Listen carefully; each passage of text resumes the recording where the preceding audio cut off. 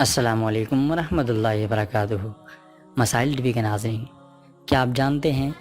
عالم برزخ کون سا عالم ہے اور کہاں ہے، اور دنیا و آخرت کے درمیان قرار پانے والے اس عالم کو ثابت کرنے کی کیا دلیل ہے؟ کیا برزخ سب کے لیے ہے یا خاص گروہ کے لیے؟ اس سلسلے میں یہ تمام سوالات موجود ہیں۔ قرآن مجید اور احادیث میں ان کی طرف اشارہ ہوا ہے۔ اس سلسلے میں ان تمام سوالات کے جوابات اس ویڈیو میں موجود ہیں۔ ناظرین، لفظ برزخ لغوی لحاظ سے دو چیزوں کے درمیان حائل چیز کو کہا جاتا ہے۔ اس کے بعد ہر دو چیز کے درمیان حائل ہونے والی چیز کو برزخ کہا جانے لگا۔ اسی وجہ سے دنیا و آخرت کے درمیان قرار پانے والے عالم کو برزخ کہا جاتا ہے۔ اس عالم کو کبھی عالم قبر یا عالم ارواح بھی کہا جاتا ہے۔ اس پر قرآن کریم کی بہت سی آیات دلالت کرتی ہیں، جن میں سے بعض اس معنی میں ظاہر ہیں اور بعض واضح طور پر دلالت کرتی ہیں۔ اگرچہ بعض مفسرین نے کہا کہ عالم آخرت سے دنیا میں نہیں پلٹا جا سکتا، کیونکہ آیت کا مفہوم یہ ہے کہ انسان کے پیچھے ایک ایسا معنی ہے جو انسان کو دنیا میں لوٹنے سے روک دے گا، لیکن یہ معنی بہت ہی بعید نظر آتے ہیں، کیونکہ روز قیامت تک کا جملہ اس بات کی دلیل ہے کہ یہ برزخ دنیا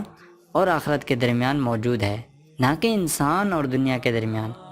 جن آیات سے واضح طور پر عالم برزخ کا اثبات ہے وہ شہداء کی حیات کے بارے میں ہے، جیسے کہ اللہ تعالیٰ فرماتا ہے،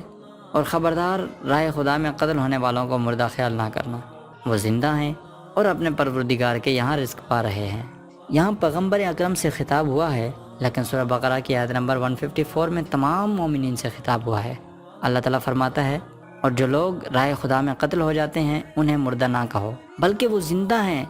لیکن تمہیں ان کی زندگی کا شعور نہیں ہے۔ نہ صرف یہ کہ بلند مرتبہ مومنین مثل شہداء راہ خدا کے لیے برزخ موجود ہے، بلکہ فرعون اور اس کے ساتھی جیسے سرکش کفار کے لیے بھی برزخ موجود ہے، جیسے کہ سورہ مومن میں ارشاد ہوتا ہے، وہ جہنم جس کے سامنے ہر صبح و شام پیش کیے جاتے ہیں، اور جب قیامت برپا ہوگی تو فرشتوں کو حکم ہوگا کہ فرعون والوں کو بدترین عذاب کی منزل میں داخل کرو۔ اس بنا پر عالم برزخ کے موجود ہونے پر تو کوئی بحث نہیں ہے، لیکن اہم بات یہ ہے کہ وہاں کی زندگی کیسی ہے۔ اگرچہ اس سلسلے میں مختلف صورتیں بیان ہوئی ہیں، لیکن سب سے واضح اور روشن یہ ہے کہ انسان کی روح اس دنیاوی زندگی کے خاتمے کے بعد لطیف جسم میں قرار پاتی ہے اور اس مادے کے بہت سے عوارض سے آزاد ہو جاتی ہے، اور چونکہ ہمارے اس جسم کے مشابہ ہے تو اس کو قالب مثالی یا بدن مثالی کہا جاتا ہے۔ بعض محققین نے روح کی اس حالت کو خواب سے تشبیہ دی ہے۔ مثلا اگر انسان خواب میں بہترین نعمتیں دیکھے تو واقعتاً محفوظ ہوتا ہے اور ان سے لذت بھی حاصل کرتا ہے، یا اگر ہولناک مناظر کو دیکھ کر غمگین اور غمزدہ ہو جاتا ہے، کبھی کبھی اس کے بدن پر بھی اس کے اثرات ظاہر ہوتے ہیں، اور خطرناک خواب دیکھ کر چیختا اور چلاتا بھی ہے، کروٹیں بدلتا ہے، اور اس کا بدن پسینے میں شرابور بھی ہو جاتا ہے۔ یہاں تک کہ بعض لوگوں کا عقیدہ ہے کہ عالم خواب میں انسان کی روح بدن مثالی کے ساتھ فعالیت کرتی ہے۔ اب اگر ہم مثالی بدن کی ان تمام خصوصیات کو قبول نہ کریں تو اصل مطلب سے انکار نہیں کیا جا سکتا، کیونکہ بہت سی روایات میں اس کی طرف اشارہ کیا گیا ہے اور عقلی لحاظ سے بھی کوئی معنی نہیں ہے۔ جیسا کہ بعض لوگ کہتے ہیں کہ بدن مثالی کا قائل ہونا گویا تناسخ کا قائل ہونا ہے، کیونکہ تناسخ بھی اس کے علاوہ کوئی چیز نہیں ہے کہ ایک روح مختلف بدن میں منتقل ہوتی رہے۔ جس تناسخ کے باطل ہونے پر تمام مسلمانوں کا اتفاق ہے، اس سے مراد یہ ہے کہ انسان کی روح جسم سے نکلنے کے بعد اسی دنیا میں کسی دوسرے بدن میں منتقل ہو جائے، لیکن